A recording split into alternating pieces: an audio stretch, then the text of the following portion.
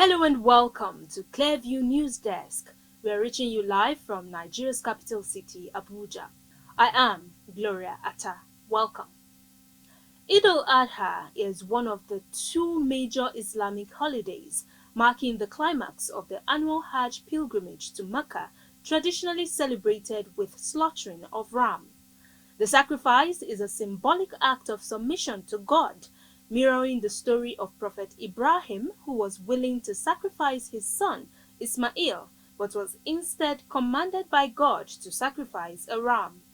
The meat of the sacrificial animal is typically divided, with some kept by the family, some given to friends and neighbors, and some donated to the needy.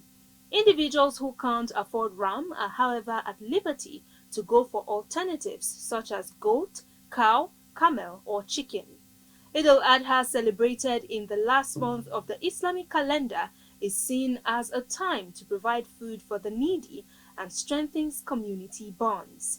This is wishing all Muslim faithful a happy and peaceful Salah celebration from Clearview News Desk.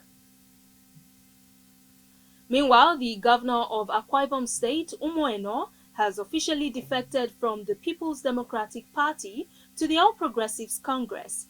The governor said the decision followed 3 months of wide consultation with critical stakeholders across the state. Eno expressed his gratitude to the PDP for their support during his tenure, stating that it was time for him to make a progressive move. The governor said he decided to join the APC, citing his admiration for President Bola Tinubu and the need for Akwa Ibom State to align with the federal government to reap continuous benefits.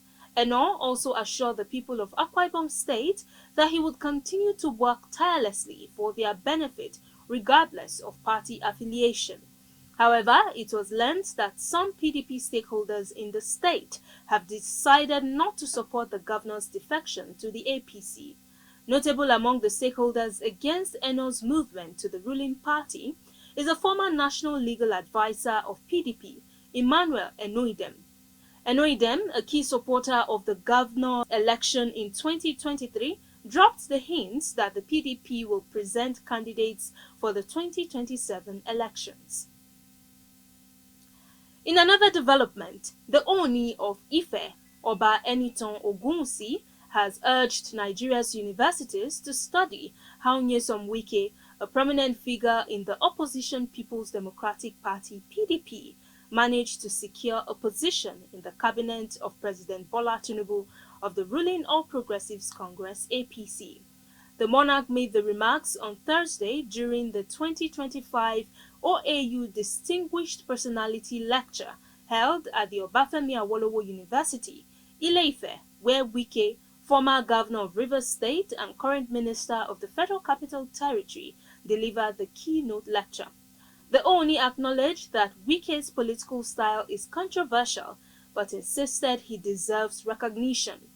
Wike, who served as Rivers State governor from 2015 to 2023, was appointed FCT minister in August 2023. His support for Tinubu's 2027 re-election bid has angered many PDP stalwarts who accuse him of anti-party activities, with notable party elders criticizing Wike's role in the party's internal strife, a conflict that continues to define his place in Nigeria's turbulent political landscape. Lawlessness in Nigeria stems from a complex web of interconnected factors, including rampant corruption, poverty, and unemployment, weak governance, and a decline in public trust in institutions. These issues, often affecting in a cycle, create a breeding ground where individuals and groups feel empowered to ignore or disregard the law. In this special report, Clearview News Imefono Kone sought the opinions of some Nigerians on the root cause of lawlessness in Nigeria and report that many are of the opinion that lawlessness in the society is traceable to poor parental upbringing and failure on the part of religious leaders to tell their followers the truth. Some street parliamentarians said the rule of law is increasingly under attack in Nigeria as courts are used to frustrate the discharge of justice. Manipulation of the process by lawyers to ensure that cases drag on for years have contributed to promoting crime and lawlessness in Nigeria today. They said it is rather unfortunate that Nigeria has graduated from the indiscipline of the 1980s to lawlessness. The question on the lips of many is, what is the root cause of lawlessness in Nigeria? To me, primarily, this thing is traceable to family, parents. We parents, we don't really care. We feel we'll go and make that money, send these children to the best school. Before you know it, we are sending them abroad. And all those money, most of us will steal and build mighty properties here. The children are not interested in them. They are not. When you send them to overseas, they will come back. Here where there's no light, where no good road, we are here where there's kidnappers, and you want them to come back. All those things you labored for, others will take over them. So this lawlessness is from majority of the distance from we the parents. We really don't. That moral value has decayed seriously amongst our children. So blame the children. There's this saying that as the children are taught, so the nation is built indeed. So we teach them the right way. So this is where it starts from. Parents don't care about their children. The mother, the father, some parents just wake up, they don't care. And look at what is happening in society today. They were talking about government. Look at children. You know, parents are now encourage their children to do this foster. The popular known Yahoo. Encourage their children. What are you teaching them? You want your pikin to make money for the source you don't know. Stealing another person's money. Child is doing wrong something, you support him. Your child go out there, you do something, someone correct him, come by plan to you go and fight the fellow human being. That's why you touch my child. You don't even know what he did first. This is where the whole thing failed. The parenting failed, the religious leaders are failed. Religious leaders are supporting politicians who steal people's mandate, who steal money, not doing anything, just because you come to the church and bring big million and do thanksgiving, supporting them. Grassroots, because this man is from your place, is because he's the government, the economy in the society is not doing well. What he's supposed to be not doing, because he's from your place, you support him, I applaud for him. So where does everything go wrong? You are elder, you are one thing or the other in the church, but you are not living to expectation. So this is what brought that to the society where everybody is misbehaving. The corruption is everywhere. It's not about the government now, within ourselves.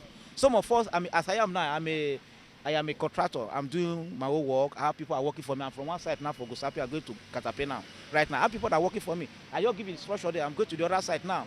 Then, as a leader, I work for person. They pay me, and there's an agreement I have with my people to pay them. At the end of the day, even when the money is with me, I say, no, the money is not here. Don't worry, I will pay you. Then on the process of paying, I will start cutting the money. Somebody's expecting, maybe you are expecting 50,000 for instance as your salary at the end of the, because I'm paid every weekend. I normally pay. You're expecting 50,000 for instance. I will tell you, sir, the money is not enough. Take 30,000, and you know that the money is with you, out of wickedness. I even know that money you are supposed to be is not good enough for you to take care of your family. But because you are wicked, you said it and will begin to struggle. If that same person have an opportunity in place of work to steal one or two things to make, he will do it. So this lawlessness, breaking it starts with the government officials. If you want to curtail it, then those at the top must obey the law of the land by themselves. Then now it will be able to be curtailed. So likewise in the family, when a father and mother, you are breaking the law, you make laws, and you yourself, you are making it. Don't do this, you went ahead and do it. Don't stay outside after 8 o'clock. Then you find the father coming back after 2 o'clock, or the mother coming back after 2 o'clock. Then what are you telling the children? They will actually stay away. Don't smoke, don't drink, but the father will go and buy beer and drink and smoke and get stupor. Then likewise you are telling the children that this thing is approved, you can go ahead and be doing it. Some Nigerians are of the opinion that lawlessness is not the absence of laws, but rather a disrespect, disregard, and lack of enforcement of the law. People break the law when they believe nothing can happen to them. So when there is a stringent penalty against those who break the law, then I believe people will desist from it. So if we want to curtail this lawlessness in the society, these institutions, the family, the head of the family must take their stand in obeying the law themselves. Then they can be able to microchip it into their children. Experts say, as the children are taught, so the nation is built. Imefonokon reporting for Clever News. Now, in a sad development, a student of Nnamdi Azikiwe University, Awka, has jumped to his death from a 3-story building after allegedly consuming hard drug. The tragic incident is said to have occurred on Thursday at a lodge close to the school gate in Awka, Anambra State. According to sources, the student had jumped from a 3-story building and was rushed to a nearby hospital where he was confirmed dead. Neighbors said they heard a loud sound and later found the victim's body lying in a pool of his own blood. Upon further investigation, it was discovered that the student's roommate was also under the influence of the same substance, as he was found in an incoherent state in their room. Meanwhile, authorities are working to reach the family while investigations into the incident continue. As of the time of filing this report, police and school authorities have yet to confirm the incident. And on the foreign scene, the alliance between US President Donald Trump and his ally, billionaire Elon Musk, seems to be crumbling, as both men have recently been seen trading words on social media. The feud began after Trump's tax bill was opposed by Musk due to its impact on national debt and its unfavorable impact to his electric vehicle company, Tesla. Clevius Florence Joshua brings you details of the rift. This guy's somebody that really cares for the country, and I saw that very early on. I saw it really a long time ago when I got to know him. He's a very different kind of a character. That's why, you know who loves him? Young people that are very smart and that love the country. The romance between Elon Musk and Donald Trump played a significant role in Trump's 2024 presidential election. Musk, who was initially skeptical of Trump's candidacy in 2016, became a close ally over time. Musk's support for Trump grew stronger after restoring Trump's account, which was initially banned by former owners of the platform following the January 6 U.S. Capitol insurrection. Their relationship grew stronger after an assassination attempt on Trump in July 2024, with Musk donating around $250 million to Trump's re-election bid and hosting him on his social media platform X. Musk took further, donning a Make America Great Again cap during a rally with Trump, signaling his alignment with Trump's agenda. These alliances ultimately contributed to Trump's successful election bid. Upon winning the election, Trump appointed Musk to lead the Department of Government Efficiency (DOGE). Musk became a prominent figure in Trump's administration. However, his role eventually diminished after criticizing Trump's tax bill, citing its massive spending and provisions. Trump's response, however, suggested that Musk's opposition was driven by his electronic vehicle policies, saying that Musk missed his role in the White House. The feud escalated with both men taking personal jabs, including Musk's claim that Trump should be impeached and Trump's warning of severe consequences to Musk's businesses. This fight between Trump and Elon Musk, imagine saying in Africa, Elon Musk, they tell Trump, say, Mr. Trump, if say no be me, you know if you win election. Now so in talk, say, if no say no be me, you know if you win election, and you are ungrateful. Elon Musk telling Donald Trump, say you are ungrateful. Now let us pretend we are in Nigeria. Make Dangote talk, say, Tinubu, na me make you president, and you are ungrateful. My brother, wetin go happen to Dangote cement?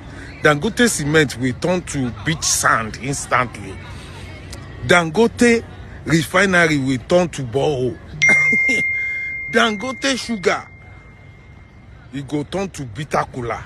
Eh?